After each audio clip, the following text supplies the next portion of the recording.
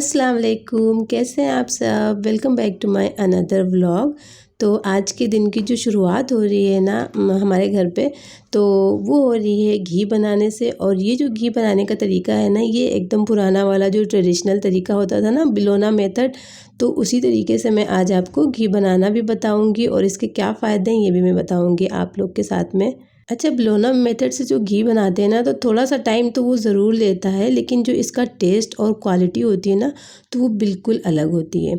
तो इसके लिए मैंने ना पहले बहुत सारी मलाई इकट्ठा करी थी। 15 से 20 दिन की मलाई मैंने इकट्ठा कर ली थी। फ्रीज़र में मैं हमेशा मलाई स्टोर करती हूँ। उसके बाद में जब मुझे इसका दही बनाना था ना, उससे मैंने सुबह ही निकाल कर रख दी थी। अभी ये शाम को मैं इसको थोड़ा सा दूध डालकर और इसको हल्का सा गुनगुना कर लूँगी, इतना कि आपकी उंगली इसमें अगर डिप करें तो वो बर्दाश्त कर ले। और उसके बाद में मैंने 2 से 3 टेबल स्पून इसमें दही डाल दिया है और इसको अब ढक कर रात भर रख दूँगी और नेक्स्ट डे इसका मैं घी बनाऊँगी। वैसे तो मार्केट से बहुत सारे लोग घी बनाकर मतलब ख़रीद कर रख लेते हैं, यूज़ करते हैं, लेकिन इस वाले मेथड से अगर आप घी बनाएंगे ना, तो इसके फ़ायदे भी बहुत होते हैं और टेस्ट बहुत अच्छा आता है, बिल्कुल ऑथेंटिक टेस्ट आता है। खैर, यहाँ पर अभी मैं थोड़े से ड्राई फ्रूट सोक करूँगी सुबह के लिए। तो मैंने यहाँ पर सिर्फ आमंड्स और वॉलनट लिए हैं और इसे पानी में मैं सोक करके रख दूँगी। रात भर ये सोक होगा ना, फिर सुबह इसको मतलब ब्रेकफास्ट में ले लूँगी मैं, मेरा बेटा और मेरे हस्बैंड तीनों लेते हैं सोक आमंड। बहुत अच्छे होते हैं हेल्थ के लिए।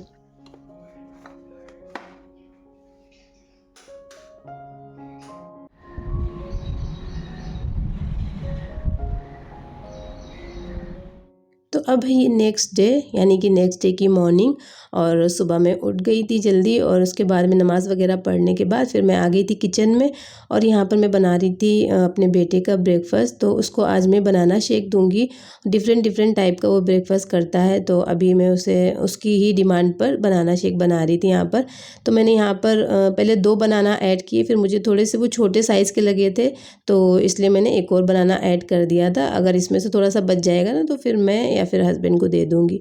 और यहाँ पर मैंने थोड़ा सा दूध भी ऐड किया था, इसमें ठंडा दूध ऐड किया था और 2 से 3 टेबल स्पून के करीब मैंने इसमें हनी ऐड किया था।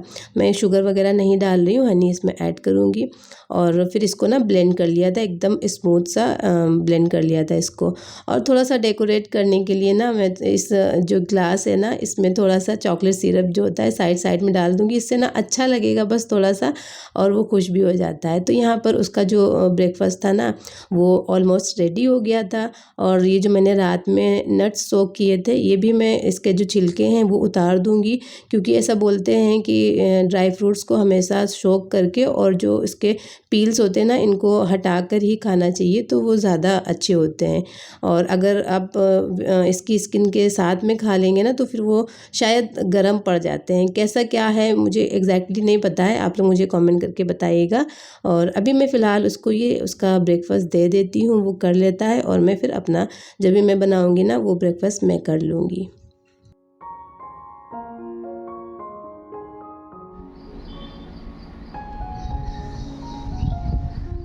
तो मैंने तो अपने लिए और अपने हस्बैंड के लिए बनाया था दाल का पराठा।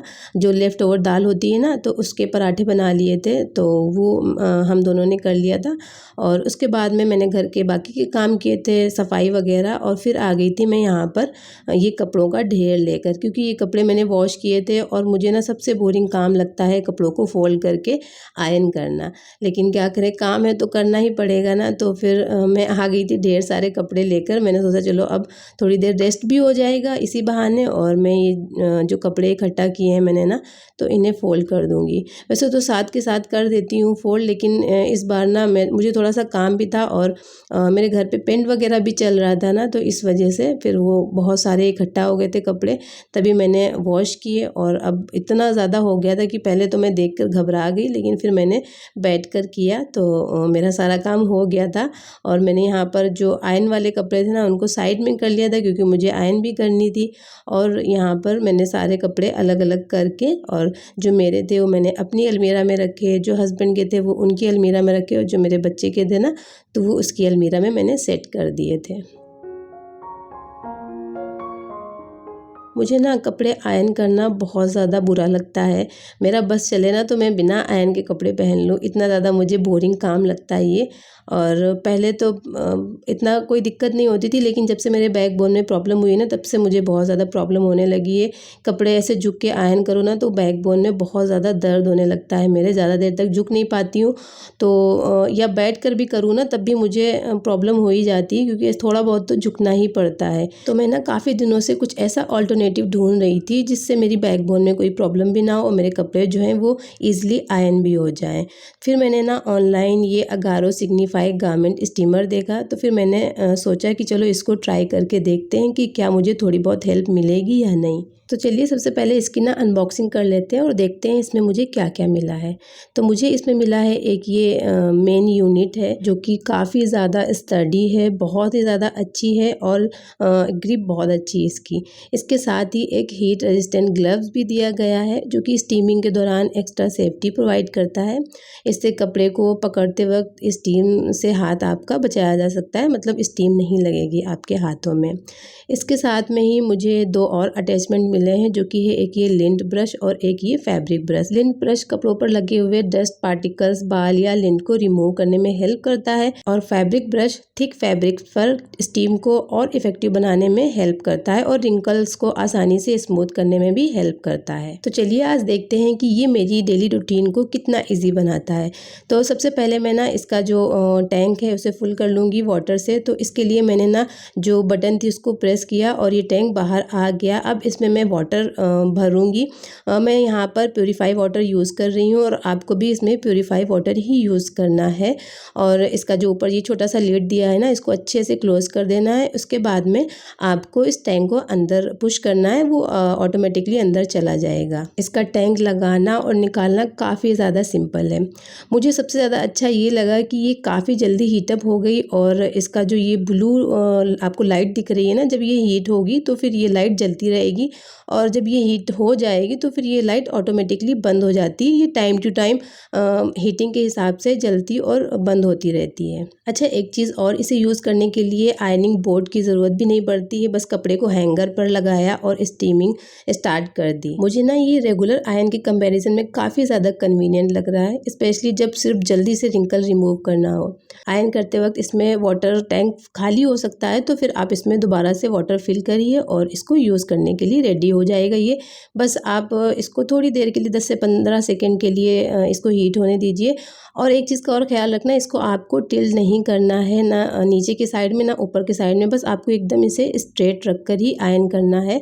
अगर आप टिल्ट करेंगे ना तो फिर जो वाटर ड्रॉप्स होते हैं ना वो निकलने लगेंगे, तो इस चीज़ का आपको ख्याल रखना है। और जब भी आप इसे यूज़ कर लेना, इसके वाटर टैंक को हमेशा खाली कर कर ही आपको इसे रखना है। घर के काम और बच्चों के बीच में ना कभी कभी आयरनिंग के लिए एक्स्ट्रा टाइम निकालना मुश्किल हो जाता है, ऐसे में ये काफ़ी ज़्यादा हेल्पफुल लग रही है मेरे लिए। और अगर आप भी मेरी तरह रेगुलर आयरनिंग से परेशान हैं या बैक पेन की वजह से कंफर्टेबल ऑप्शन ढूंढ रहे हैं तो ये प्रोडक्ट कंसीडर कर सकते हैं आप। बहुत अच्छा प्रोडक्ट है। परचेज लिंक इसका आपको डिस्क्रिप्शन बॉक्स में मिल जाएगा, आप वहाँ से जाकर इसे बाय कर सकते हैं।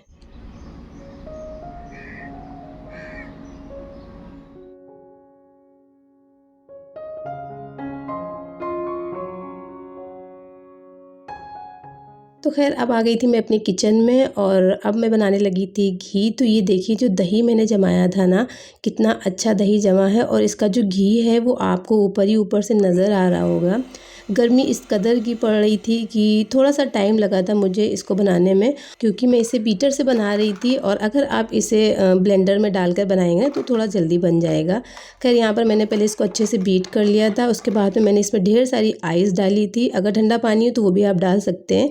और उसके बाद में मुझे ये जो भगोना था ना, ये थोड़ा छोटा लगा, क्योंकि जब मैं इसे बीट कर रही थी तो स्प्लैशेस इसके ना सारे बाहर गिर रहे थे, तो इस वजह से फिर मैंने इसको ट्रांसफ़र किया था एक बड़े से बर्तन में। अब ये देखिए मैंने इसको बहुत अच्छे से बीट किया था और उसके बाद में ये जो घी है सारा, जो बटर है सॉरी, वो ऊपर आ गया है सारा। अब इसको ना मैं अच्छे से प्रेस कर करके सारा बटर निकाल लूँगी बाहर। और आपको ना इसका जो एक्स्ट्रा वाटर है, एक्स्ट्रा दही है, वो आपको अच्छे से स्क्वीज़ करके निकालना है। इस तरह से हाथों से अच्छे से प्रेस कर करके ना आपको इसका जो बटर है वो निकाल लेना है। फिर आप इसमें ना ठंडा पानी ऐड करके इसे और अच्छे से प्रेस कर करके सारा एक्स्ट्रा दही जो भी कुछ हो वो सारा निकाल दीजिएगा। और यहाँ पर मैं थोड़ा सा जो वाइट मक्खन होता है ना वो मैं अलग स्टोर कर लूँगी। इसे पराठे वगैरह के साथ में खाओ, बहुत अच्छा लगता है। और बाकी का जो मक्खन है इसको मैं एक कढ़ाई में डालकर और इसका घी बनने के लिए रख दूँगी। तो ये देखिए मैंने जो मक्खन था ना कितना ईज़िली निकाल लिया। और बहुत मतलब ये जो घी होता है ना बहुत टेस्टी होता है, बिल्कुल जैसा हम लोग नानी दादी के टाइम पर खाते थे ना, तो उस वैसा ही इसका खुशबू और इसका टेक्सचर आता है, एकदम दानेदार बनकर तैयार होता है। अभी मैं इसका फाइनल आपको रिव्यू दिखाऊंगी। और ये जो बटर मिल्क था ना इसको मैं स्टोर कर लूँगी। इससे मैं बहुत सारी रेसिपीज़ बनाऊँगी, वो मैं आपसे नेक्स्ट व्लॉग में इंशाल्लाह शेयर करूँगी। इससे मैं 3-4 टाइप की रेसिपी बना दूँगी। और बहुत हेल्दी भी होता है बटर मिल्क, तो खट्टा भी नहीं है ज़्यादा, बहुत अच्छा है। तो अभी इसको मैंने ना फ़िलहाल रख दिया था फ्रिज में।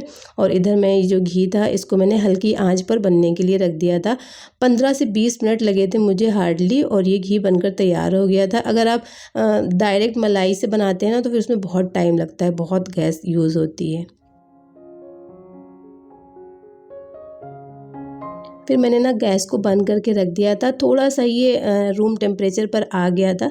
अब मैं इसको ना छान लूँगी और मैं एक कपड़ा यूज़ कर रही हूँ, तो जिससे ये जो ऊपर आपको जला हुआ सा थोड़ा सा दिख रहा है ना बटर का पार्ट होता है, तो वो अंदर नहीं जाएगा। अगर आप डायरेक्ट किसी स्ट्रेनर से छानेंगे ना तो फिर उसके पार्टिकल्स अंदर चले जाते हैं। तो ये देखिए कितना अच्छा घी बनकर तैयार हुआ है और कलर कितना ब्यूटीफुल आया है इसका, और खुशबू तो बहुत अच्छी थी। ये जो घी है ना ये बहुत अच्छा होता है हेल्थ के लिए, तो अगर पॉसिबल है तो इसे आप अपनी डेली डाइट में ज़रूर शामिल करें।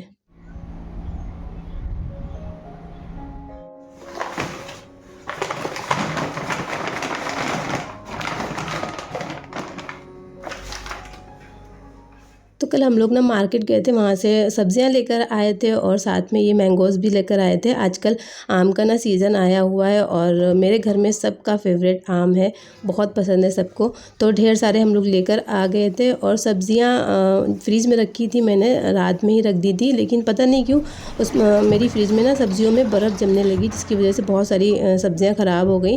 तो मैंने सोचा जो बाकी की बची हैं इन्हें वॉश करके कुछ अभी यूज़ कर लेती हूँ और कुछ इनको अच्छे से रख देती हूँ ताकि ये ख़राब ना हो। तो यहाँ पर सारी जो सब्जियाँ हैं, टमाटर वगैरह है, बहुत सारी, इसमें बहुत सारे टमाटर ख़राब हो गए थे, गल गए थे वो, तो इसलिए 2-3 टमाटर बचे थे। और बाकी ये जो तरोई वगैरह है ये भी इनको अच्छे से वॉश कर लूँगी मैं। वॉश करने के बाद में ड्राई करके इसको रखूँगी। तो यहाँ पर मैंने आम को भी धो लिया है। आम को तो धोना बहुत ज़रूरी होता है क्योंकि इसमें ना बहुत सारे पेस्टिसाइड पड़े होते हैं और दवाएं वगैरह पड़ी होती हैं कीड़ों की, तो इसे हमेशा वॉश करके ही यूज़ करना चाहिए। कोई भी फ्रूट हो उसको वॉश करके ही यूज़ करना चाहिए और बहुत अच्छे से वॉश करना चाहिए इन्हें। खैर यहाँ पर मैंने सारी सब्जियों को वॉश कर लिया था। और ये जो पम्पकिन था इसको मैं इसकी अभी सब्ज़ी बनाऊँगी और बहुत ही क्विक और बहुत ही ईज़ी वाली रेसिपी मैं आपको बताऊँगी, और बहुत टेस्टी सब्ज़ी बनती है इसकी। तो यहाँ पर ये जो पम्पकिन था ये देखिए आप साइड में थोड़ा सा गल गया था पानी बर्फ़ की वजह से, तो इसको मैं निकाल दूँगी, बाकी का मैं कट कर लूँगी। अच्छा, हमारे यहाँ जो कद्दू की सब्ज़ी बनती है ना तो वो इसकी जो छिलके होते हैं ना उसको भी यूज़ कर लेते हैं। आप लोग के यहाँ कैसे बनती है मुझे बताइएगा। और बहुत सिंपल तरीके से बनती है, इसमें बहुत ज़्यादा मसाले भी नहीं जाते हैं।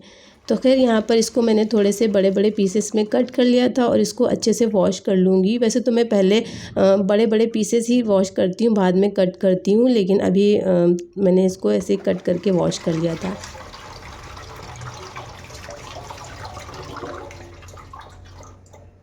तो इसको तो मैं बनाऊंगी सरसों के तेल में, क्योंकि मैं सरसों के तेल में ही ज़्यादातर खाना बनाती हूँ और इससे टेस्ट भी अच्छा आता है और हेल्थ के लिए भी अच्छा होता है। और इसे ना हमेशा मेरी जो अम्मी हैं उसको मेथी दाने से ही बघारती हैं, साथ में थोड़े से साबुत लाल मिर्च डाल देती हैं बस, और कुछ भी इसमें नहीं डालती हैं। और ऊपर से डाल देती हैं जो धुला हुआ कद्दू था वो। अच्छा, मैंने ढक्कन इसलिए लगाया था ये जाली वाला क्योंकि बहुत ज़्यादा छींटें उड़ रही थी, तो मुझे थोड़ा सा डर लगता है, इसलिए मैं इसको ढक देती हूँ। फिर इसको ना 1-2 मिनट के लिए भून लिया था और उसमें फिर मैंने मसाले डाले थे, हल्दी पाउडर, लाल मिर्च पाउडर, ज़ीरा पाउडर और नमक, बस इतना ही मसाला जाएगा, इसके अलावा कुछ भी नहीं जाता इसमें। और वैसे तो मैं इमली डालती हूँ या फिर सूखी खटाई, लेकिन आज मेरे पास आम थी, मैं लाई थी चटनी बनाने के लिए। मुझे बहुत कमेंट आ रहा था कि आम की चटनी बनाकर दिखाएं, तो वो आम तो निकल गई पक्की, जिसकी वजह से फिर मैंने चटनी नहीं बनाई। अभी तो मैंने इसमें एक पूरी आम डाल दी क्योंकि ये मीठी थोड़ी सी थी, बहुत ज़्यादा खट्टी नहीं थी, इसलिए मैंने पूरी आम डाल दी थी। और इसको अच्छे से मिक्स करके ढक कर रख दिया था हल्की आंच पर। अभी ये फ़िलहाल इधर पकेगा हल्की हल्की आंच पर, तब तक मैं अपने बेटे के लिए बना लेती हूँ मैंगो शेक। मुझे भी थोड़ा सा पीना था क्योंकि मैंगो शेक मुझे बहुत पसंद है, मतलब आम ही मुझे पसंद है, चाहे किसी भी फॉर्म में हो, चाहे कोई डेज़र्ट हो या खीर वगैरह हो या आमरस हो, मुझे बहुत पसंद है। तो यहाँ पर मैंने 2 आम लिए थे, इनको बारीक बारीक से चॉप करके और ब्लेंडिंग जार में डालकर थोड़ा सा दूध ऐड करूँगी, शुगर ऐड करूँगी और बस इसका शेक बनाकर तैयार हो जाएगा। बहुत सिंपल सा, कोई इसमें आइसक्रीम वगैरह भी पड़ती है बट मैं नहीं डाल रही हूँ यहाँ पर, बस सिंपल सा ही मैं मैंगो शेक बनाऊँगी।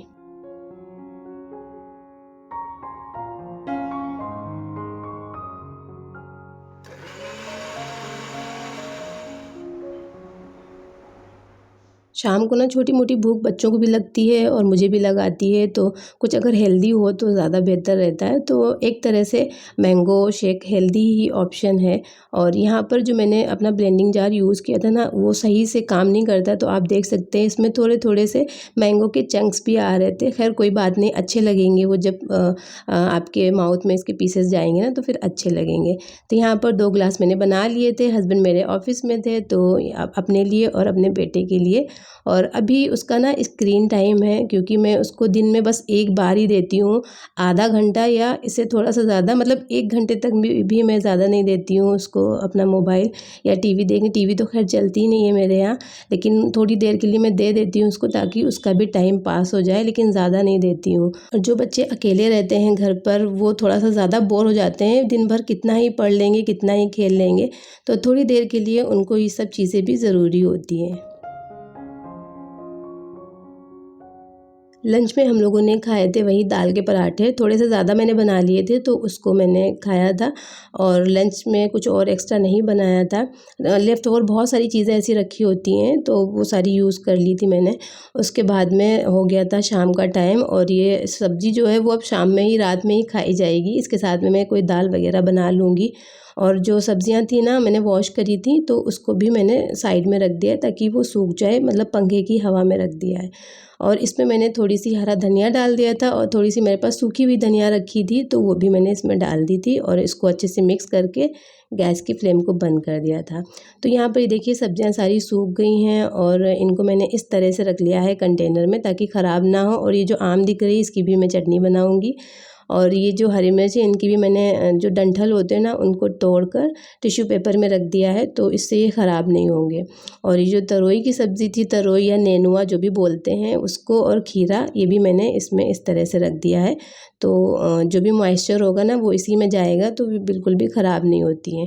खैर यहाँ पर जो चटनी बनाने के लिए मैंने आम और पुदीना लाया था ना, तो आम जो थी वो ये भी बहुत ज़्यादा पकी निकली, जिसकी वजह से मेरा बिल्कुल भी मन नहीं हुआ चटनी बनाने का। मैं नेक्स्ट वीडियो में अगर आम अच्छी मिल जाती है तो फिर मैं आप लोग के साथ में शेयर करूँगी चटनी की रेसिपी। वैसे बहुत ईज़ी है, मैं बना चुकी हूँ, लेकिन फिर भी शेयर कर दूँगी। तो ये देखिए आम इस तरह से पक गई थी, और पकी हुई आम की चटनी बिल्कुल भी अच्छी नहीं बनती है। खैर ये जो क्लिप है, ये कुछ दिन पहले की है, जब मेरे घर में हो रहा था पेंट, तो मैंने सोचा आप लोग के साथ में शेयर कर देती हूँ। और ये जो लास्ट वाला रूम था ना, मेरे जो बेटे का है एक तरह से, तो वो जो रूम था उसकी हालत बहुत ज़्यादा ख़राब थी, क्योंकि साइड में एक और फ्लैट बना हुआ है जिसकी सीलन पूरे इस रूम में है, जिसकी वजह से यहाँ पर बहुत ज़्यादा हालत ख़राब हो गई थी। तो यहाँ पहले पुट्टी करी उन्होंने, और उसके बाद में एक दिन पुट्टी में गया, दूसरा 2 दिन फिर गए थे पेंट में। और ये जो मेरे प्लांट्स थे, ये भी सारे, इनकी केयर भी नहीं हो पा रही थी, तो कहीं ना कहीं ख़राब हो गए थे। धूप भी थी, पानी भी नहीं सही से पड़ पा रहा था, और जो मैंने रोज़ लगाया था ना, वो भी सूख गया था, पूरा बिल्कुल ख़राब हो गया था। तो 2-3 दिन चले गए थे इस पेंट के काम में। फिर जो घर में इतना सारा फैला हुआ था, उसको समेटने में मुझे अच्छा खासा टाइम लग गया था। तो खैर यही था मेरा आज का व्लॉग। उम्मीद करती हूँ आपको पसंद आया होगा। प्लीज़ इसे लाइक करें, शेयर करें, मेरे चैनल को सब्सक्राइब करना ना भूलिएगा। मैं इंशाल्लाह मिलूँगी आपसे नए व्लॉग में। तब तक के लिए अपना ढेर सारा ख्याल रखिए, दुआओं में मुझे याद रखिए। अल्लाह हाफ़िज़।